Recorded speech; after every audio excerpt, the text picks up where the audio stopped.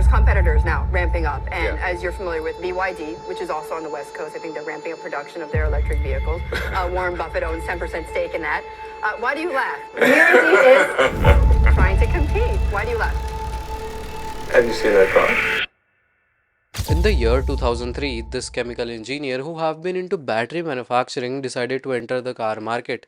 At that time, this idea was so absurd that even Chinese business press called it a joke. A battery guy walking into the most capital intensive business with no experience of cars. For over 100 years, this industry have been heavily dominated by German, American and Japanese brands. And over these years, they have mastered the design and engineering of the car industry. And to some context, this was the car design BYD made to compete for over a decade. By 2011, now it's not a bad looking car, it sort of looks like a Corolla or maybe a Kia Optima. Vehicles that are ready, that are up to snuff in terms of quality, fit and finish, design, that remains to be seen yet. You don't see them at all as a competitor? No. Why is that? I mean, they offer a lower price point. I don't think they have a great product. That's when Wang took three decisions that changed it forever. Because of which, in 2025, while Tesla had a revenue of $95 billion, BYD stood taller at $116 billion. In fact, they have disrupted the entire EV industry globally. Thailand, which has been Japanese dominated car industry for over 40 years, flipped in just 18 months, recording 40% market share under BYD. In Singapore, every 1 out of 5 cars sold is BYD. In Malaysia, it became the best selling car in 2024. In fact, in Brazil, they took a massive 72% of the market share in just a single year. Let that sink in. In just 1 year, BYD took 72% of the market share in Brazil. So, how did a terrible car brand who was loved globally become the largest EV maker in the world?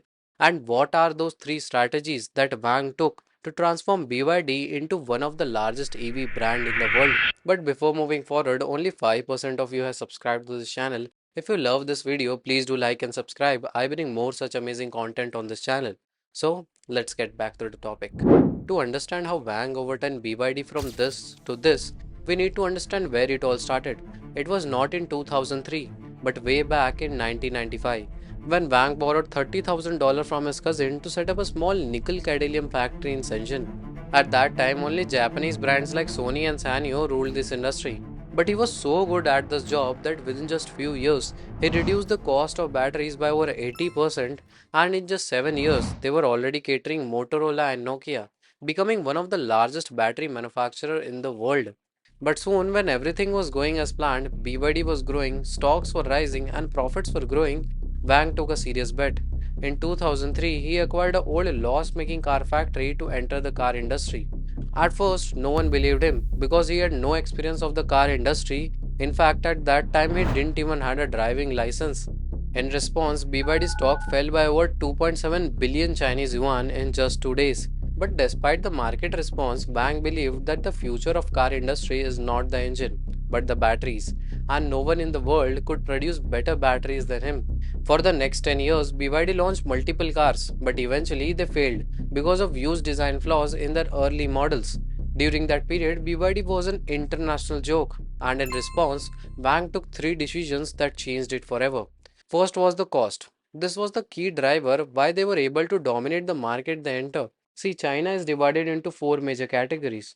China 1, which has 23 million people earning more than $18,000 per person per year. China 2 has 242 million people earning $7,300 to $18,000 per year. China 3 has 493 million people earning $3,600 to $7,000 per year. China 4 has 645 million people earning less than $6,500 per year.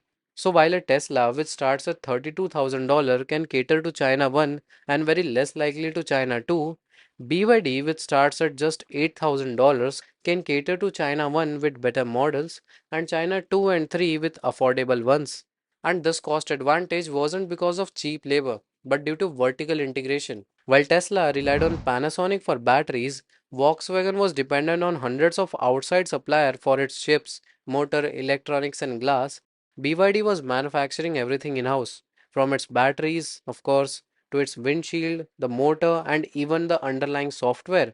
So while Tesla was making 68% of their cars in house, Volkswagen was making 38%, BYD was making over 75%. This gave them the control over the underlying cost of parts. In fact, they even started mining their own lithium in Tibet and South America.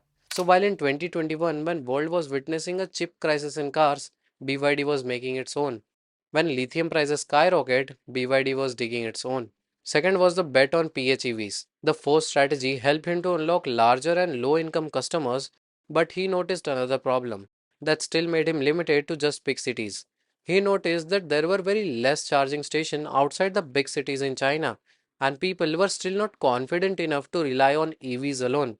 When every other Silicon Valley guy was doubling down on the concept of pure electric, Wang chose to pour research into plug-in hybrid.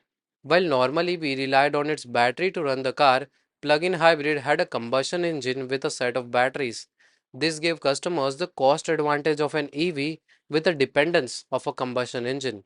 In America, it sounded like a compromise because they have a ready charging infrastructure, but for most, it made a lot of sense. That's why in 2024, when they sold 1.6 million units of pure electric cars, plug-in hybrid was standing at nearly 2.5 million units.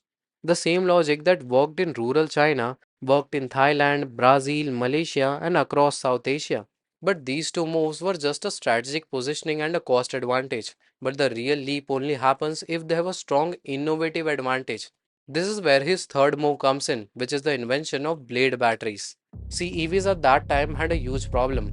Between 2018 and 2022, Tesla reported over 200 battery fire incidents globally. The problem was the old NMC batteries that Tesla used at that time were highly reactive to heat and even a small impact.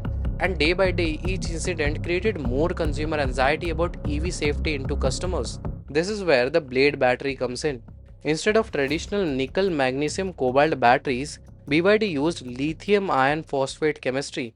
Although this chemical composition is not new, but they reinvented it in a shape that provided 50% better efficiency, costed cheaper than traditional batteries, and lastly, they even passed the brutal nail penetration test, in which a nail is inserted directly into the batteries to test its safety, which every NMC batteries failed.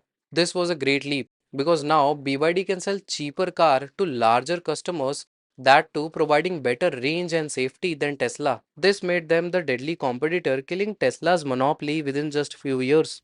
In fact, later even Tesla started buying batteries from BYD. The person who once mocked the company globally is now sourcing for better technology.